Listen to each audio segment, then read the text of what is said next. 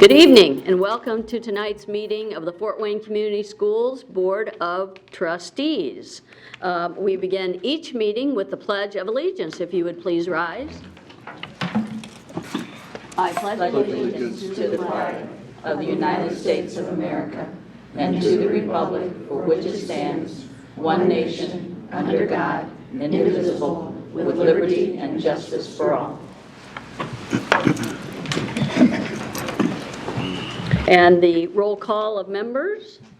Good evening, Steve Corona from the 5th District. Good evening, Tom Smith, 3rd District. Maria Norman, member at large. Ann Duff, member at large. Jordan Lebemoff, the 4th District. And I'm Julie Hollingsworth, elected from District 1. And to my far left is Janet Doherty, the clerk of the board. Good evening. And our superintendent, Dr. Wendy Robinson. Good evening. Good evening. So we have is this our first award of the school year? Yes, it is. Okay. The excitement begins. So it's recommended that the board recognize the Memorial Park 7th grade team for their recent success in the E-Cyber Mission competition. The Memorial Park 7th grade team, known as BTC, Backup Technology Communicators, is being recognized for success in the 2017 E-Cyber Mission competition. The team finished first in Indiana in the top 3 of first place teams in its 11 state region, and then in the top 15 for 7th grade teams in the nation. Wow, that's awesome. And for this work, each team member received a $2,000 U.S. savings bond. That's pretty exciting. Makes me want to be in 7th grade again. The Backup Technology Communicators presented a plan using shortwave radio to communicate during a disaster when all regular communication was knocked out. So please come forward as your name is read so that we may congratulate you. Haley Fulton.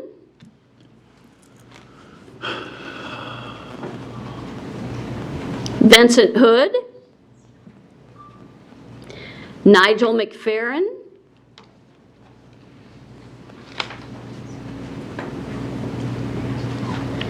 And Melanie Reyes. And we have a mentor, David Patton, and our friend Larry Lesh, advisor, and Memorial Park principal, Bradley Crozier.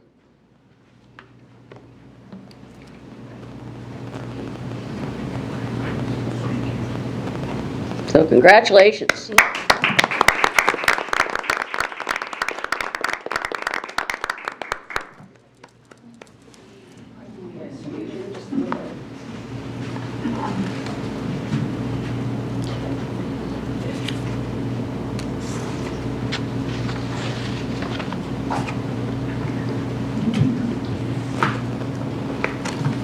First in Indiana.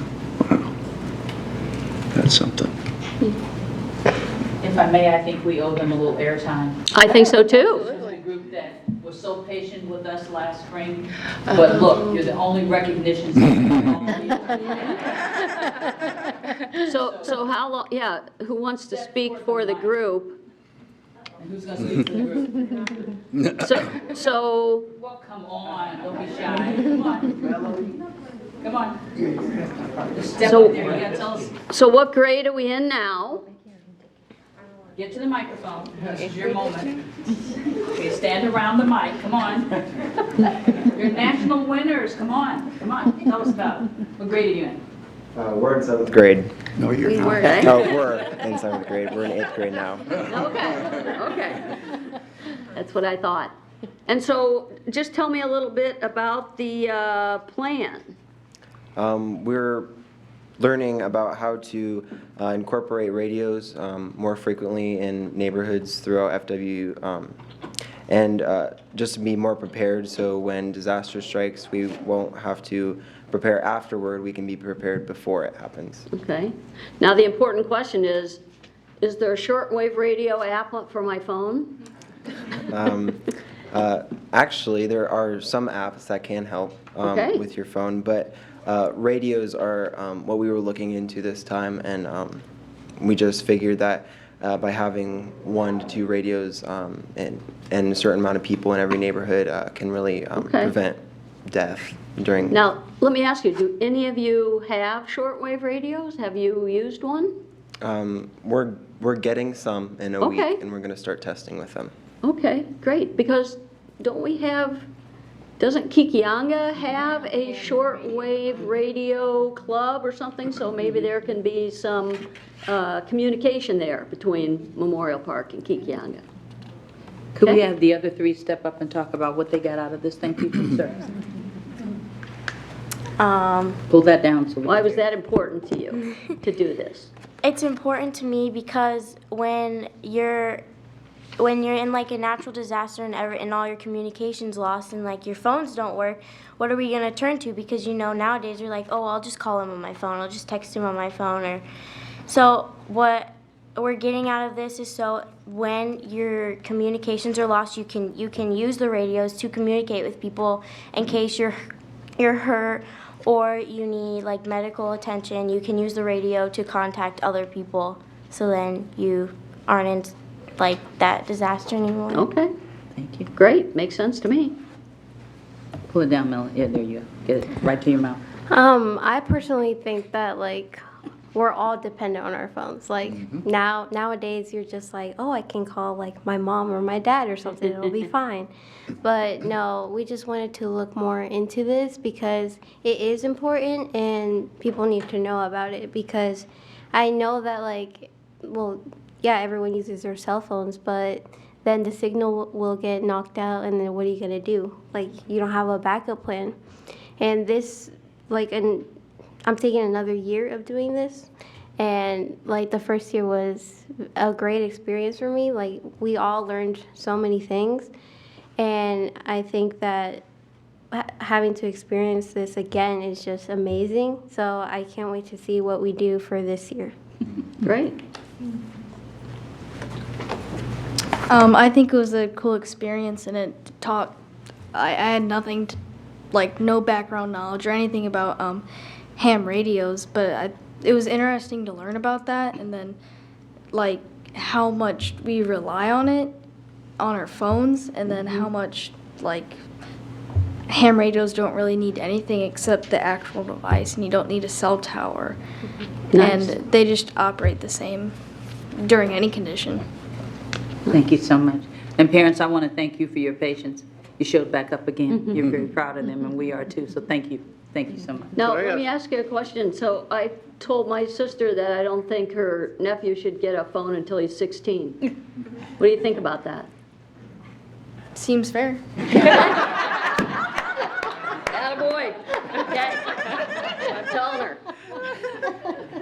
Can Well, I, congratulations. can I Any other ask, questions? yeah, how often did you all have to meet? Do you meet weekly or several times a Once week? or twice a week is Once or twice a week? okay. Okay, great. What is it about shortwave radio that is different from the normal bandwidth that communications use?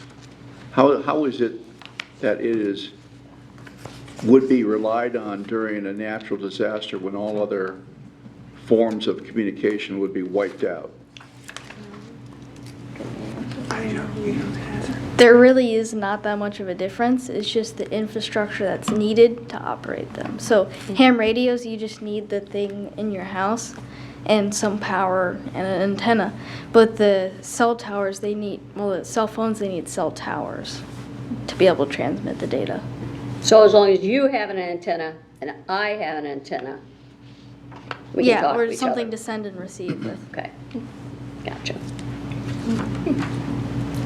And so you're still working on this project this year, or are you going to take this project further? Or are you going to develop a whole new project? Yes, we're gonna 3 of us. Yeah, we're gonna add Step more. up to the mic, Add to it. ladies. That's what I wanted to add. They didn't say directly, but eCyber Mission allows a team to continue if they don't take you to the national finals in your first year. And since we came in second in the region, in our first year, we can enter again and, rake the system for more money. Yeah, there you go. And so the team has decided that they want to continue for a second year. And so this year, we hope that we'll have to meet with you folks again. That's the plan. For a good reason. And I hope, it'd be nice if we could go to the national finals this year with it. But we're going to give it a try anyway. Okay, well, we hope to see you back this spring. We hope so too. Thank you. Thank you. Thank you.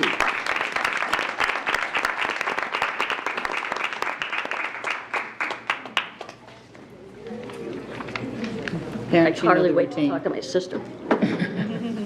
Thank you. You can stay with us if you want to, but We understand.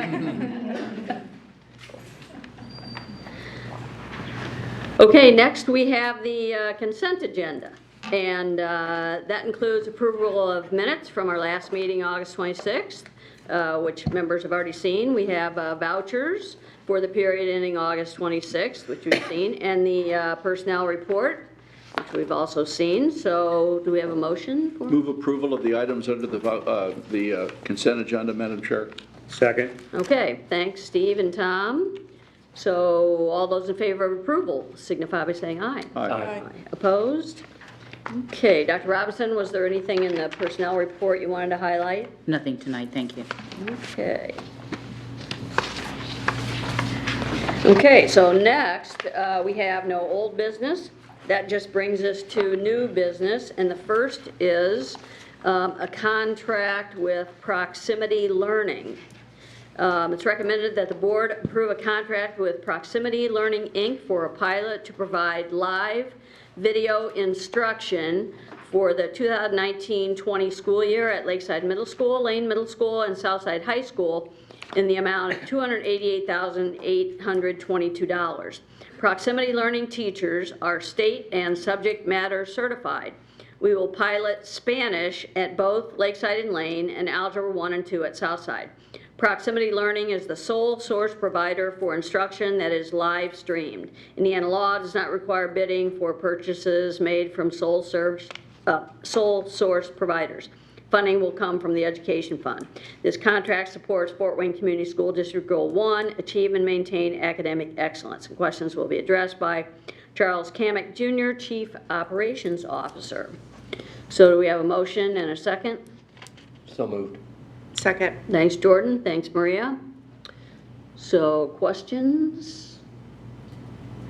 Jordan, did you want to make a comment? Because I know you asked some questions beforehand, and you may have gotten a little bit more information than the rest of us. I had some concerns about the program, so I called Dr. Robinson. She was kind enough to call me back and talk me through the program. And then Jennifer Mabel spent some good quality time with me, sharing with me how the program would work, and actually gave me a link to a video demonstrating the Proximity Learning Initiative.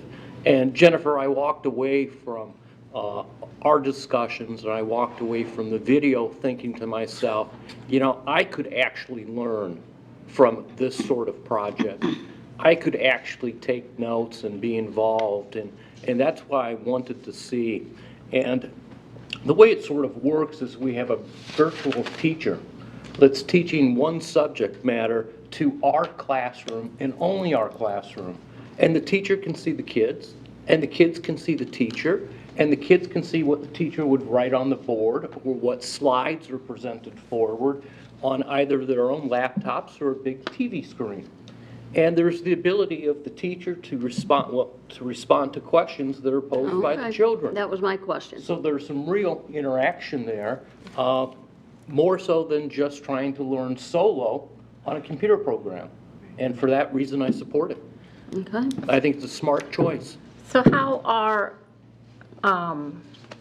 tests and quizzes and homework and that type of thing, is that all submitted Can you come up, Jennifer, On and answer some questions? computer? One of the reasons that we are piloting this is the teacher shortage is alive and well in certain subjects. And we have tried to go the sub route, and we don't have enough people in curriculum to try to educate teachers to teach the kids at the level of expertise of this. So we are piloting, but it's languages and math, which are the subjects we're finding difficult to get teachers. So Jennifer, kind of take them through a little bit. So Ian, your question around the assignments and quizzes and homework, all of that will be submitted through our LMS for math. So Algebra 1 and Algebra 2, they're using our curriculum. They're working through all of the assessments and lessons through that LMS, just like all of our other kids that are taking those 2 courses will have access to. Even if it's through Agile Mind, they'll have access to that as well. And then for Spanish, it's run through the platform for Canvas, using our state standards and our textbooks as the supplemental resource. And my other question, why couldn't we just Skype a teacher from another building who's teaching that subject at the same time? Well, that's a good question, and we did talk about that, but the problem with Skyping in from another one, they would have double the students and not be able to give that personalized instruction that this teacher, who's only going to be teaching that group of students at that time, will be able to have those touch points with students. It ends up being a teacher workload. I mean, it's just... I did that for 4 years. Yeah. It wasn't Skype back then, it was microwave, but I had smaller classes, of course, so it wasn't double, but that does make me want to ask, so these students will be with someone in the classroom? Yes, they're what's called the facilitator. So at Southside, we have 2 teachers who are on emergency permits. So it's also a great learning opportunity for them to learn from a licensed teacher and have that almost as an experience like student teaching, working partner to partner. And then at Lakeside and Lane, there's subs in both of those positions. So they'll also be there to provide that additional support when that teacher, maybe is helping somebody else there walking around the room and providing that guidance as well. That's good. So how many students are we talking about? So I looked at the numbers today. Some of the numbers, it's about 800 students. Some of the kids are counted twice because they may need it for semester 1 and semester 2 at the high school level. And then at Lane and Lakeside for Spanish, they're semester-long classes with the exception of 6th grade that are by quarters. I had a question about tutoring. So I know some students, math isn't their favorite subject, and they learn better with someone being there and answering their questions as they go. Will the students have an opportunity for a tutoring session should they need it or want it? So I believe in talking with Southside, there are other math teachers in that department, so they'll be able to have that time to go touch base with somebody, whether that's before school or after school or during lunch or how they're working it is in their building, but that is an opportunity for them. Okay, great. So is this started yet? It starts officially tomorrow. Okay. Today was the conversation, so the teacher in the classroom here in Fort Wayne and the proximity teacher had a touch base with either phone call or Zoom, however they decided to do it, and then students will be active in it tomorrow. So what have those students been doing for,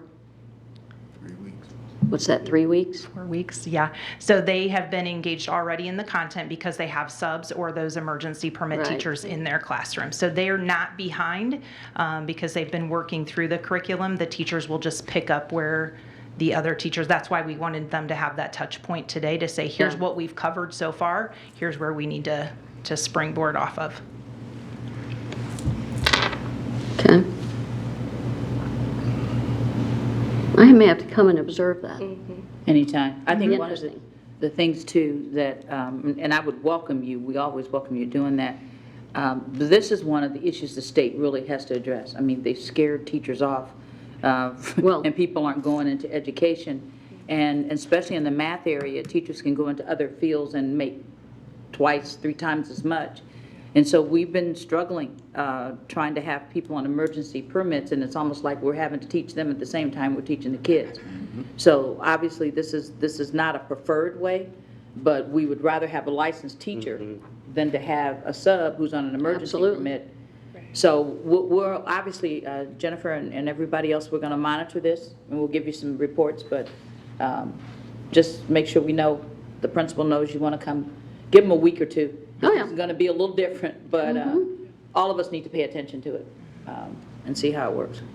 So thanks, Jennifer. Yeah, you're welcome. Any other questions? Okay, all those in favor of approval signify by saying aye. Aye. Opposed? Okay, next we have a formative assessment grant. It's recommended that the board approve the application for and acceptance of the 2019-20 formative assessment grant from the Indiana Department of Education totaling $350,835.66. The IDOE's formative assessment grant provides funding to schools for formative assessment programs, tools, and professional development to increase data-driven instructional practices and enrich learning for all students. Funding allocation is based on the number of students and approved assessments for both English language, arts, and math. Fort Wayne Community Schools will use grant funds to purchase Dreambox, a tool for instructional differentiation, professional learning for Dreambox, and Amplify Education, Inc., foundational skills assessment platform. This grant supports Goal 1, achieve and maintain academic excellence. Questions will be addressed by Jim Detmer, Assessment Coordinator. So do we have a motion and a second? So moved. Second. Thanks, Tom. Thanks, Steve. So, any questions? Yeah, Jim, don't we already have Dreambox? Okay, I thought we did. Yeah, we already have Dreambox. We're just using these funds to pay for it. Okay, got it. And aren't parents are supposed to have some sort of access to be able to sort of see how their student is progressing through? Yeah, there are access codes that are available through the schools that each of the schools will be able to print off. Parents are able to get into the system and see student progress on standards. Okay. And I just know through the grapevine that Dreambox was unavailable for a couple of days. Has that all their glitches been worked out? To the best of my knowledge, yes. Okay, I just know because whenever my son comes home and says, oh, we were going to use Dreambox, but we went to sign in and it didn't work. And I was like, So I was just checking. I assumed that we were on it if I heard no, Okay, awesome. Any other questions? Okay. Thanks, Jim. Yep. All those in favor of approval signify by saying aye. Aye. Opposed? Okay, and next we have the teacher retirement contribution, and this is a requirement under a new Indiana law, correct? It's recommended that we make this announcement. It's recommended that the board recognize employer savings for contributions on behalf of teachers to the Indiana Public Retirement System provided in PL 108-2019, which is last year's budget bill. It's further recommended that the board approve using the savings for increases in teacher wages. So last year's budget bill required a $150 million appropriation from the state general fund to the 1996 account of the Indiana Public Retirement System on behalf of teachers. This allowed the INPRS Board of Trustees to reduce the employer contribution rate from 7.5% of wages to 5.5% effective July 1st, 2019 for teachers hired after June 30th, 1995. We estimate that the annual savings in the education fund will be $1,585,000, and that's for teachers, right? That's for teacher wages, and then $342,000 in all other funds. So the teacher wage increase for 1920 will be included in the master contract between the School Board of Trustees and the Fort Wayne Education Association. Formal bargaining begins September 15th. This board action is required by law and must be completed by October 1st. Questions will be addressed by Kathy Friend, Chief Financial Officer. So do we have a motion and a second? Move for approval. Second. Okay, thanks, Maria. Thanks, Ann. So just under $1.6 million for us. What does that translate to? If every teacher got the same percentage raise, what is that? It would be a little over 1%. A little over 1%. Teacher wages, yeah. Okay. And of course, while that's great, That's only for 2 years, correct? I mean, Presumably. unless the legislature would act somehow in the future and maintain this, Yeah. this is only a reduction and a benefit to us for 2 years right now. Okay. Any other questions? Okay, all those in favor of approval signify by saying aye. Aye. Okay, so now we have, speaking of budgets, the budget report. So Chief Financial Officer Kathy Friend will present a report that describes the 2020 budgets for the Education Fund, the Operations Fund, and the 3 debt funds, debt service, referendum, and pension bond. The public budget hearings will be held at our next meeting on September 23rd, and the board action for those budget is scheduled for October 14th. So, take it away, Kathy. All right, thank you. School Board and Dr. Robinson, thank you for letting me present this budget this evening. It's going to be a little simpler this year because we don't have the big change like we had last year, so I think you'll find it a little easier. Go ahead. These are the items that we'll be talking about tonight. We'll talk about the state budget requirements, revenue, and then the expenditure budgets, and then what the comparisons are to last year.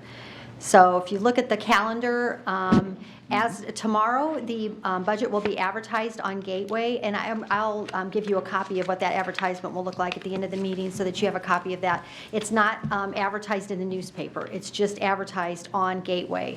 The capital projects and bus replacement plan, however, the notice for those public hearings is in the newspaper tomorrow. So, and then the public hearings for all 3 of these things will be at the next meeting with adoption on the 14th. And then we'll get our budget order by January 1st, 2020. That's been something the last few years the state has been timely on. In the past, sometimes we didn't get the budget order until like maybe February, but we'll get that by January 1st. So these are the items that the board will approve on October the 14th. And you'll see what that looks like this evening, the appropriations, the levy, bus replacement plan, capital projects plan, and then the employer contribution savings, which you already did this evening. So first of all, we'll look at the revenue, and I'm just focusing here on the education fund and the operations fund. So the only other fund that's part of this discussion is debt service funds. So we'll just focus here on education and operations. And of course, the largest amount of revenue that those 2 funds get is the state tuition support fund, which is driven by the school funding formula. And then next is the property taxes, and that's also by a formula that the state develops for us. And then the miscellaneous revenue that goes with the property taxes is excise and financial institutions tax. We also get interest income. Indirect cost, which comes from grants that we get. We're allowed to use portions of the grant to help support the education fund or the operations fund, actually. And so in the end, it's about $270 million worth of revenue for both of those funds. As part of the new arrangement with these 2 funds, there needs to be a transfer out of the education fund into the operations fund in order to support the operations of the district. So we're estimating, again, that will be about $15 million that will shift into the operations fund. And that's about 7% of the state support figure. So as you recall, the state wants us to keep that number below 15%, and we will be well within the and it's not a requirement, it's just a strong suggestion, and we should be all right with that. So the next slide, we'll go a little bit into the formula that creates the revenue from the state. The foundation is the first part, and that's the same amount for every single school district. Everyone gets the same amount, and that's just to provide the basic level of support to all students. Complexity is a little bit different, and the formula changes regularly. Currently, the formula is that a percentage of the district students that are direct certified by the state for benefits, and it's multiplied by a factor. And you'll see what that formula looks like in a second. But that changes periodically. Back prior to 2015-16, it was based on students that receive free and reduced lunch. So that changed after 15-16 to become direct certified instead. And it was a whole different formula. So you'll see on the next slide, the blue column shows what the foundation is and how that's been growing over time. And the green shows you the complexity and the different components of it, the index as well as the multiplier factor, and you can see those have changed. There's really no order to how those have changed over the years. Every couple of years when they do the formula, they change that. But it's been going in the wrong direction for complex school districts. So we have actually lost money in the complexity index, $639 per pupil since 2013-14, while the foundation has grown $920. So the foundation grew for all school districts at the expense of complexity for those with high poverty students. So that's a conscious Yes, decision by it the is. legislature, correct? That's not just some, oh, it's in the numbers. That's a conscious It seems that decision. way. Okay. And can I just ask, when our complexity index says is 0.2905, does that literally mean that 25% of our students are direct certified? There's just some sort of 29% of our... Right, and actually, the 3155 that's in there for 1920 has been given a transition factor, so really, it would have been 29 also. But because the numbers dropped so It's much... only allowed to drop they dropped so much all over the whole state that they actually put a transition in there so that it wouldn't drop so much in 1 year. So we're very concerned that this is eventually going to go away. So of course, this is a important subject that we talk to our legislators about, why the complexity formula is so important to us. So yeah, it is there. There's research being done right now to try to figure out why that number has changed so much, the 29%. So hopefully we can get there's a complexity committee working through this to try to figure out what that looks like, because that's pretty substantial. Now, they did bump up the multiplier factor to try to help offset the fact that the complexity index went down. But as you can see for us, that was, it still went in a negative direction. Right. So this chart just shows you the same thing you just saw, but in a bar chart. So in the end, we have only seen our total revenue, the $281, is about a 4% increase since 2013-14. So that's not very good for us. So then the per pupil amount is multiplied times the pupil count. And so here's some figures. The official count is not complete yet for this school year. That doesn't happen for a couple of weeks, but I just wanted to give you an idea of where we stand so far. So these numbers were as of Friday's count, and last year our enrollment was 29,604, and as of Friday we were at 29,649. So we are up from last year. And then if you look at the average daily membership, that's the amount we actually get funded for, because we don't get funded for preschool. We're up again compared to last year, so that's really positive. And we looked at grade by grade and cohort groups, and it was really across the board pretty fairly. The movement was pretty even. We had a couple of areas where we had some larger growth in a couple of grades, but mostly pretty much the cohorts moved to the next grade level, so that's promising. So another factor in the school funding formula is the other categories, which are these three items listed here. Special education is the largest at $17.8 million, and that's provided based on the exceptionality of the students. So that's dependent completely on the students that we have. You'll notice that preschool finally has seen an increase in that. That number was, that 2750 was the same number since 1992. And so that number finally increasing the next couple of years, but it's important to know that preschool costs us, special education preschool costs us about $5,000 per student, and we're getting $3,000. So this is part of the reason the complexity revenue is so important to us, because if you just consider your general education population, this is over and above money that we need in order to support those students. So that money is, you could say, is coming from our complexity revenue.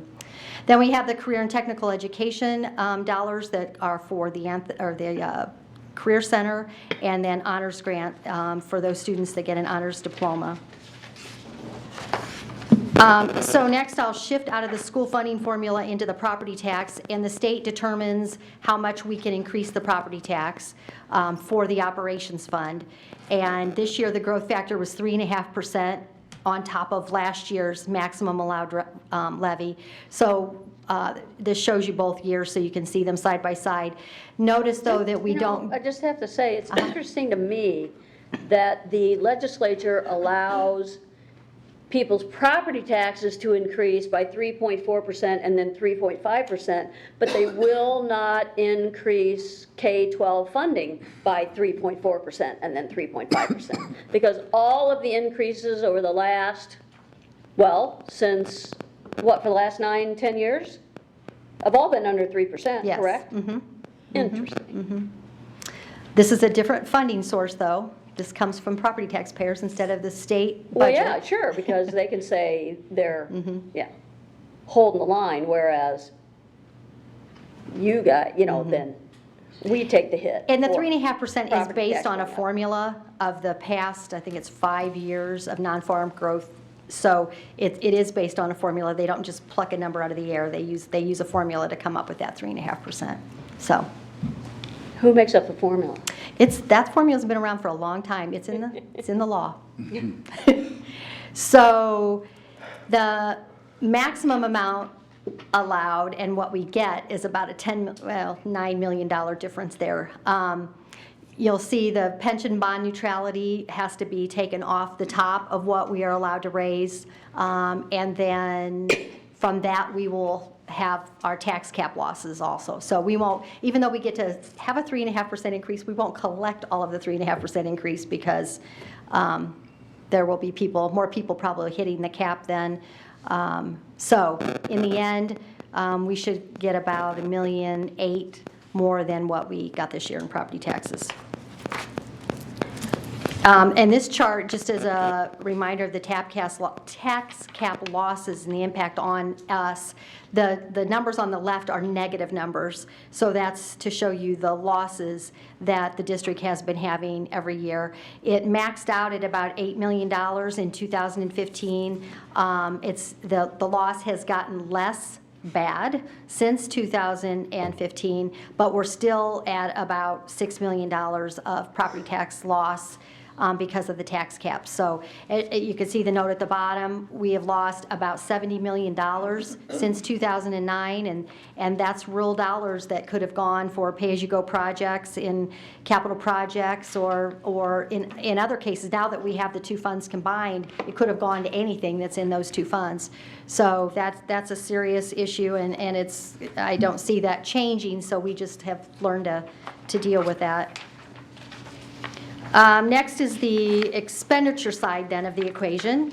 And so the expenditure categories are all determined by the state, and they have put them in two categories with the Education Fund and Operations Fund. Each one has two categories: academic achievement and student support, and then overhead and non-operations. And I might note, you'll see this when we do the final budget documents, but in the, we always look at dollars to the classroom.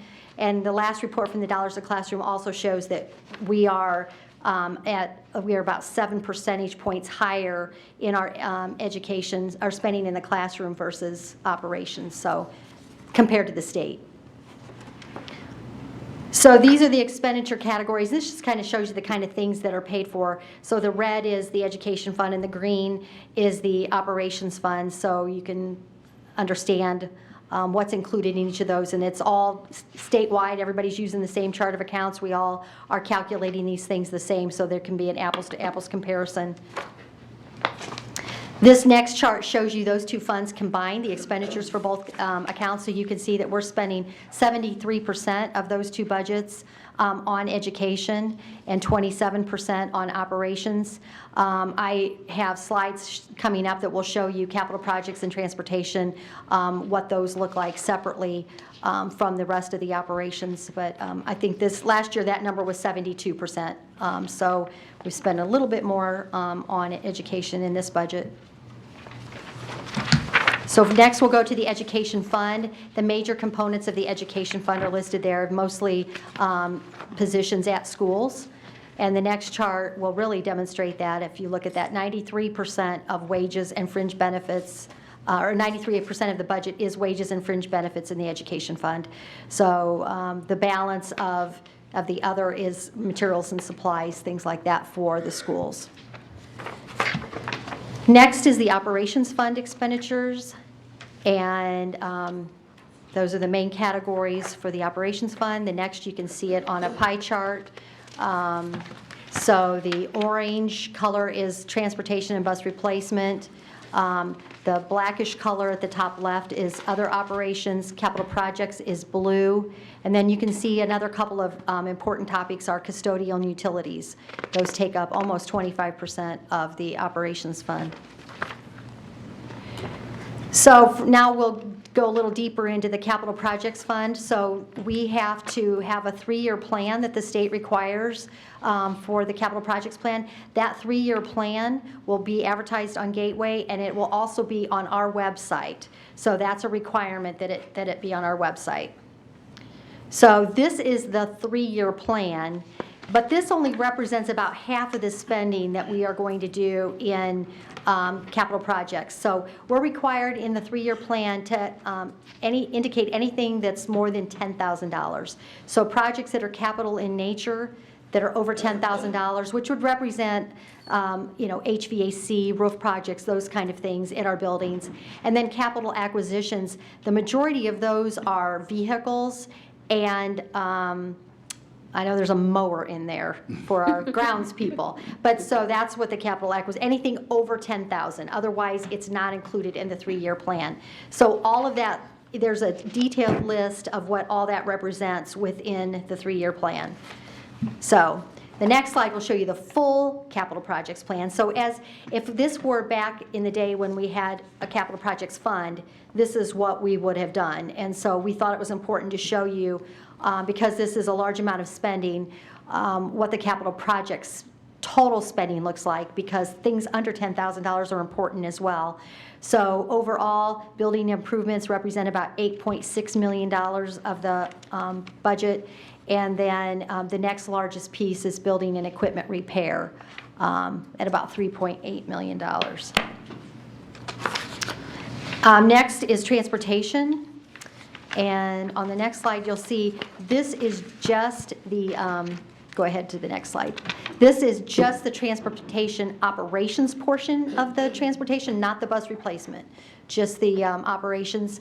And you can see the orange parts, even though they're identified there separately, the orange parts all represent the wages and fringe benefits of the people that support the transportation operation. So you can see that's a pretty significant, more than 75% of the budget is for the people that run the transportation department. And then vehicle maintenance and fuel are the next largest pieces of the transportation budget. Next is the 5-year bus replacement plan that we're required to submit, but keeping in mind we actually have a 12-year replacement plan. The state requires that we replace buses no sooner than 12 years unless something happens, there's an accident or something, and a bus has to be replaced. So we have a 12-year plan, so I've listed the whole plan here, but only the 5-year plan is what's required by the state. So in 2020, there are 39 buses that are 12 years old that we could replace that year. However, we're only going to replace 29 buses in 2020. The $3.7 million represents about what we have spent in the past when the bus replacement fund had its own levy. And so we're keeping with that. We'll be able to pick up those other 10 buses next year because you can see the numbers are lower in 21 and 22. So we should be on par to be on plan beginning next year and have all buses replaced by the time they're 12 years old. So last is the debt funds. And just as a reminder, we had a discussion about this on July 22nd. So this sort of changed the budget from our typical discussion. We talked about future facility planning, and there were two parts to the planning. And one was that we would do an $8.15 million bond issue that would be paid off over 2 years. So the first year of that payment will be in the 2020 budget. And then we also made a recommendation for a $125 million referendum in May of 2020, which the board has not approved that yet. That'll come at the end of November and the beginning of December. There is no payment for that in this budget until that approval happens and the community also approves it. The public hearing and the board approval happened on August the 9th for the $8.51 million bond issue, and the estimated payment for that bond issue is $3.5 million. So this chart is all of the debt that FWCS has included in our debt funds. I'm going to go with the middle line first, the blue line, because that's the easiest to look at. That is the referendum debt that we have incurred so far for the 2012 and the 2016 referendums. And we will issue one final bond issue at the end of this year for the 2016 referendum. Everything above the yellow line is regular, we call it regular debt service. And I put in red the new bond issue on there for the $8.15 million bond issue of $3.5 million. And you can see the next largest loans that we have are state technology loans, which you all approve from time to time, the Common School Fund loans and the STAA loans, or the School Technology Advancement Accounts. And so those are low interest 1% loans that help us keep our technology up to date. So in the end, the green bar represents the total of the regular debt and the referendum debt, and we made a commitment in 2012 and in 2016 that we would not have a rate higher than 0.3028. And so that's what this plan is, a maximum of 0.3028. We got a little lower than that in 2019 because the assessed value was larger in 2019, which allowed our rate to be lower. So we expect to be at the goal again this year with that new bond issue that the board has approved. So there's one more debt fund that I don't include on that page because it really doesn't add into anything. This is the pension bond, and because that's tax neutral, remember way back when we talked about the property tax revenue and we had to cut $3.3 million out of the levy that we get from operations fund? That's so this pension bond can be tax neutral. And the reason that's 3.3 and this is 3.5 is because we also generate a little bit of extra revenue in this fund for excise tax and so forth. So we only have to neutralize that 3.3 million. So, but nevertheless, the board has to approve the appropriation for this fund as well. So in summary, the yellow line there shows you the total of the Education and Operations Fund, the 2020 budget compared to the 2019 budget, and you'll notice that it's a reduction.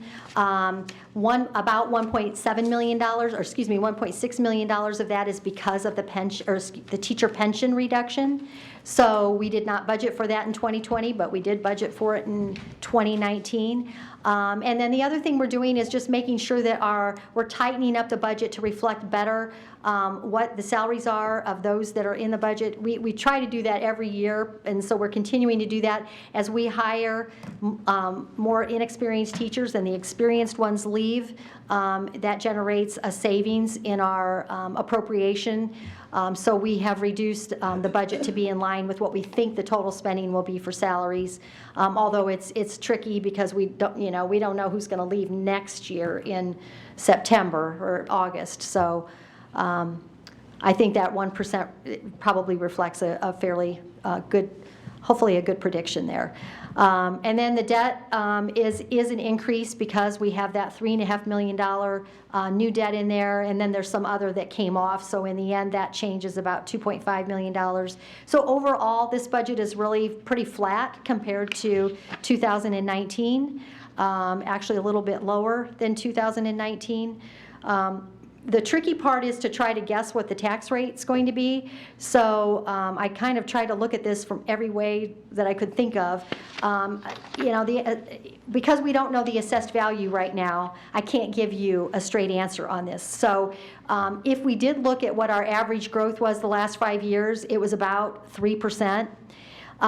So if our assessed value growth would happen to be 3%, then we're looking at probably a 4% increase in the tax rate.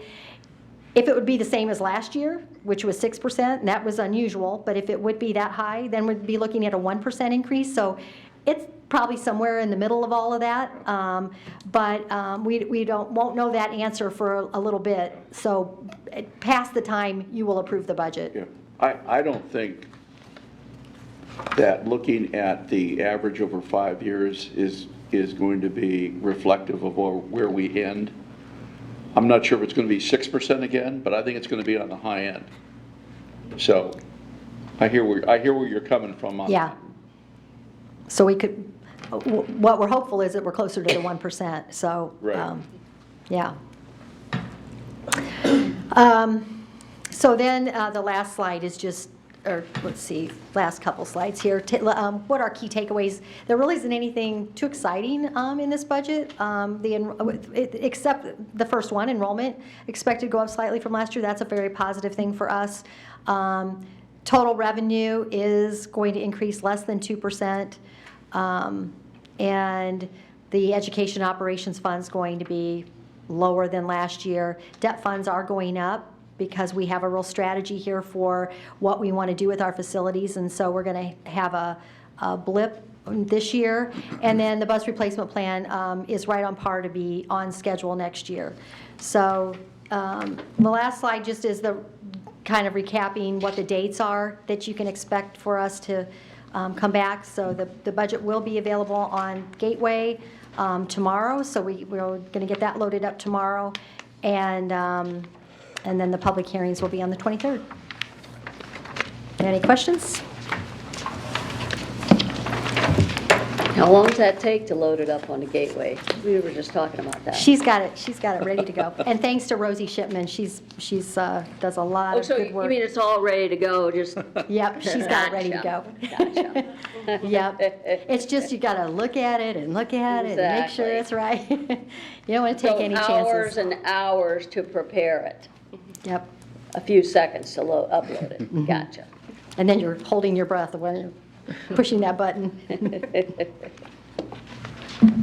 Okay, any questions?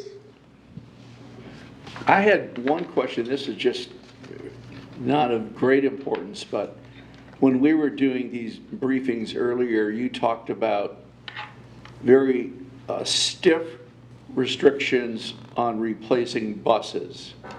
And it is that they have to be in service at least 12 years? Mm-hmm.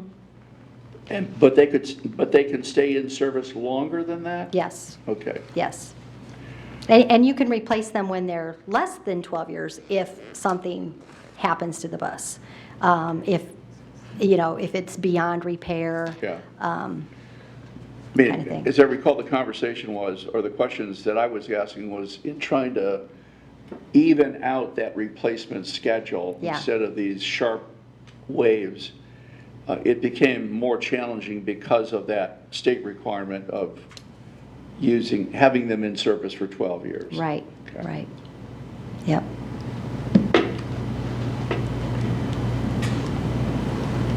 Okay. Thanks, Kathy. You're welcome. And Rosie. Okay, well, that brings us to the close of our meeting. We meet next on September 23rd. So, board member comments. Well, I wanted to thank Charles Kamak and a couple of other folks from the district for speaking at an event on August 29th regarding future job opportunities in Fort Wayne. We had about 175 people there and had great company representatives from Parkview, Sweetwater, Fort Wayne Metals, Old National Bank, Lincoln Financial, and they were talking about their immediate hiring needs. And one of the things that Charles was talking about were the needs here in the district. And we had several representatives that talked with the 175 students, both high school seniors and college students, about these opportunities and to try to help them understand whether you are in school or not, here's what companies are looking for. This is where the bar is, and it will not be lowered for you. And thought it was very helpful, though one comment I got, and we didn't expect this, was that, and got it several times, but one thing, it was done during the very busy season for colleges and universities. When we do this again in 2020, we'll probably move it to November. But secondly, we may invite more high school seniors to this event. That was not our initial target. We thought it would be an older crowd. But I had one mother come up to me who said, my son from Northrop was not invited. And I said, well, that's my fault. I didn't invite them, but next year we probably will invite all 5 schools. And so I know we're going to talk to our career manager, Shadida Bolton, about that. But it was really good information. Bottom line is companies are hiring if you can meet their skill and quality specs. So thank you, Charles. Do they care, by the way? Did any employer say anything about whether a student had passed iLearn or what their iLearn scores were? All of them were talking about that. I'm kidding. Okay. Dr. Robinson, I don't know how many months ago it was, but there was a campaign that the Fort Wayne Community Schools had about hiring new people. I know that there were yard signs around in front of all the schools and all that. Did that result in more teachers coming on board? What happened as a result of that campaign? We still are struggling more with classified staff than teaching staff. We're down to what, Charles, about 30, 35 teaching 36 vacancies? teachers and almost 200 classified. And our 200? teaching, Yeah. everybody's hiring. We have lots of applicants, but we're kind of picky. And there are just certain things you have to exhibit to be around kids every day. And so it's a struggle. The teaching vacancies are in just the predictables, the language, the math, special ed more than the other two. So we did a pretty decent job. Southside, still the math positions at Southside, but special ed, everybody's looking for a special ed teacher. So it's still the classified, and we're trying to figure out all kinds of things. But Would this be something we do again or not? we do it every day. We're constantly figuring out, even as Charles will bring some suggestions, we're trying to have people out recruiting. We're everywhere there is a job fair, but it's a difficult struggle. One of the things we're looking at internally is the people we have that are 2-hour and 6-hour. How can we support them to get them more hours to fill some of the gaps? But we're having the same issue as everybody else. We're just constantly talking about it every day. So it yields some, but classified still an issue. And pay isn't a concern. There's lots of conversation about teacher pay, but not much about classified and special ed. And one of the things that people don't realize is we have special ed students as mature as 24, 25, because they're different disabilities that we still are trying to educate. So it's difficult, but we're still, every day, it's an everyday project. Thank you. No comment. No comment. No comments. Dr. Robinson? I don't even want to bring it up, but I will. September the 16th, supposedly we are to get the parent details on iLearn. And some districts have done it by email, some have copied.